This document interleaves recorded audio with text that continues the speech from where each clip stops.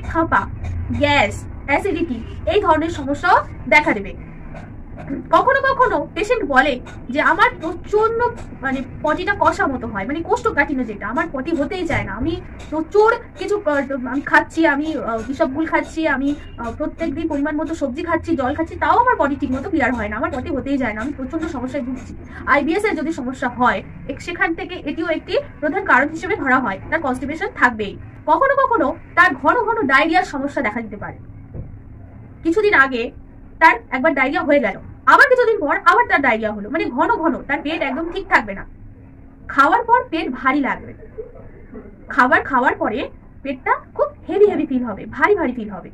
এবং তার একটি বিশেষ গুরুত্বপূর্ণ লক্ষণ যেটি দেখা যাবে সেটি হচ্ছে পটি করার পর তার একটা রিলিফ ফিল হবে, আরাম লাগবে।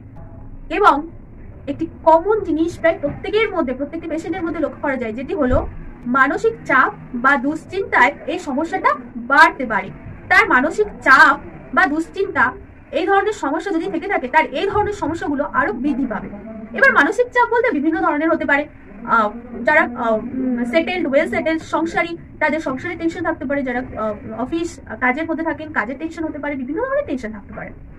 এবার একটি কথা বলে রাখি, এই সমস্যাটা, আইবিএস এর সমস্যাটা কেন হয়, কি কারণে আইবিএস এর সমস্যাটা আপনার হঠাৎ করে কোনো ডিজিজ কন্ডিশন হঠাৎ করে হয় না, তার জন্য কিছু কারণ থাকে। কেন হয়?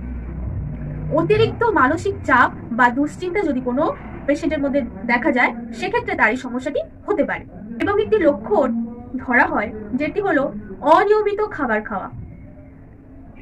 যে আইবিএস এর সমস্যা ইতিমধ্যে ভুগছেন, যে ব্যক্তি বা যারা ইতিমধ্যে আইবিএস এর সমস্যায় ভুগে থাকছেন, তারা অলরেডি বুঝতে পারছেন, রিলেট করতে পারছেন যে তাদের খাওয়া দাওয়ার কোনো সিস্টেমেটিক কোনো কিছু তারা করেন না, তাদের লাইফস্টাইল প্রপার নয়, তারা যখন যেটা পান সেটাই খান। কখনো দুপুরের খাবার বেলা 3টের সময় গিয়ে খাচ্ছেন, কখনো রাতের খাবার রাত 11:30 12টা হয়ে যাচ্ছে। এরকম অনিয়মিত খাবার দীর্ঘদিন ধরে শরীরের উপর টর্চার করতে করতে করতে করতে একটা সময় গিয়ে এই সমস্যায় আপনি ভুগছেন। তো এটি একটি প্রধান কারণ হিসেবে ধরা হয়ে থাকে।